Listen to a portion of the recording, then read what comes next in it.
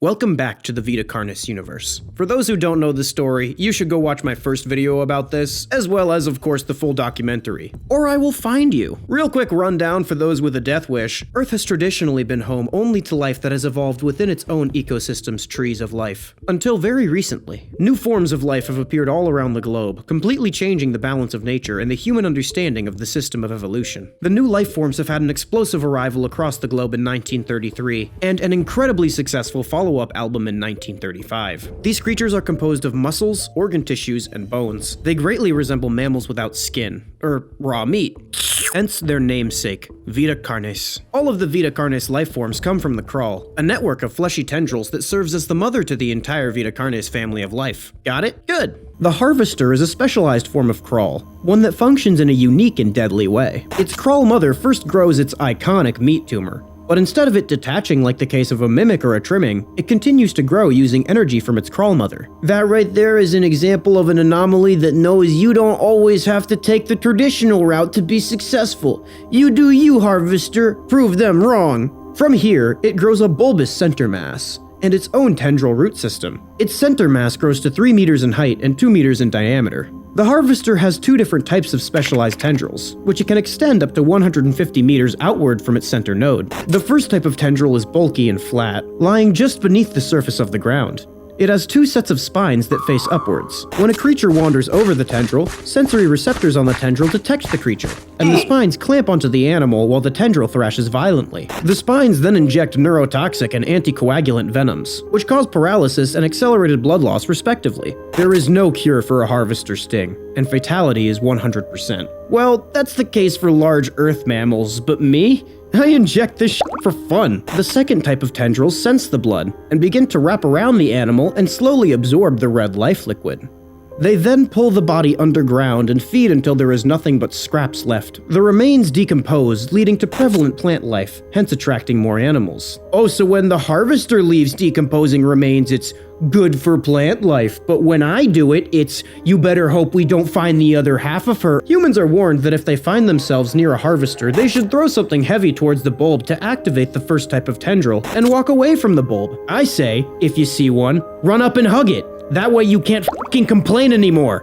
Next unique little critter on the docket is the host of influence, but its friends call it the host. Its name is derived from a host who invites guests to an event, not to be confused for a host, a harborer of parasites or disease. That sounds like something someone specifies when they're nervous that someone else might be nervous, which I am. The host is only found in North America. It's a semi-humanoid looking organism with the structure of a head, torso, and arms, but sharing no other characteristics with humans. Its head stands on a bent neck, with a slit inside that's used for feeding, and if you're super adventurous, maybe other things if you know what I mean. Okay, I'm sorry, I'll leave. The host's back is lined with pores that have hollow hair-like structures protruding from them. These fire biohazardous spores out into the air. Obtaining info about the host is very risky due to these spores, but that's okay, because I got plenty of humans to throw at it. When inhaled, the particles will infect the brain of the organism. After a few hours, the brain and thought process of the affected individual will change. The first wave of symptoms include restlessness, sluggish movements, numbness, and lack of coordination. After a few hours of this, the second wave of symptoms begin. Dizziness, migraines, impaired speech, and trembles. 6 to 7 hours later, the organism will proceed to cease all activity and wander towards the infector host, and graciously open their chest cavity so the host can nom nom nom on all their delicious organs and viscera giblets inside. If the infected doesn't get to the host in 36 hours, the effects will fade and they will return to normal. Again, Earth life is a lightweight. We used to huff these spores in high school. They're just like really strong shrooms to us, but with a meaty undertone. If hosts can't find enough prey, like the common predatory oak tree, they will unroot themselves and move to find more animals to eat.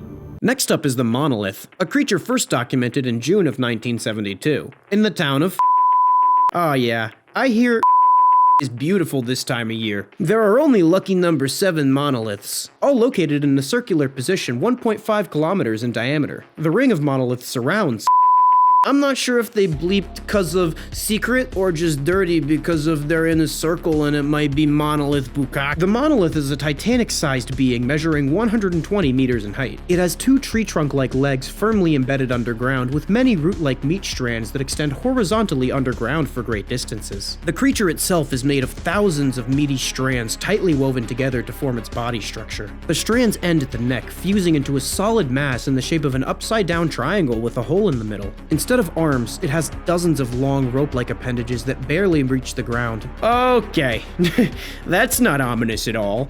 Moving on, they apparently just stand and do nothing, except for the time where they didn't do nothing. They did something, and that something was bleeped out partially, but the part I could hear was that they were extremely aggressive and swung their appendages at some censored team, completely wiping them out.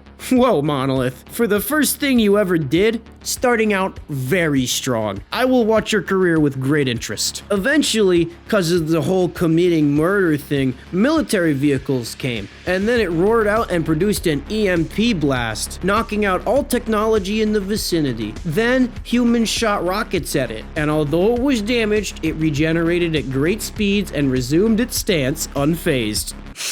It's just like, they keep knocking him down, he keeps getting back up. I'm sorry, I identify with the model of the story, we're moving on. The area has since been quartered off, and is now not available to the public. But I get to go because I'm special VIP and not like you broke bitches. The next critter on this list is the Singularity, an orb comprised of dark color minerals with hints of luminous colors within its core. Despite the horrific possibilities of what could go wrong, I think this will make a beautiful decoration in my apartment. The orb is estimated to be 1 meter in diameter. It has several unique qualities that are not well understood. In the Singularity's free time, it can be found suspended in the air by an unseen force. There's also a variety of readings coming from the orb itself. Magnetic fields, energy signatures, odd smells, and other signals are released by the Singularity. The population of these creatures are unknown, as is almost all information about the Singularity, because it's been hidden or confiscated by officials. They were only able to receive one classified document about it, held it censored, but it's not held it censored anymore because I blew that place up. If you like this video and want to see more, make sure to like, comment, and subscribe with all notifications enabled, or I'll attack you with my meat, and that is not an innuendo. I want to thank Darian Quilloy for making this great piece of media, and being so cool when I hit them up telling I was making a thing about it. I'll be linking to their work in the description. I want to thank Connor from the Trademark Boys for editing this video.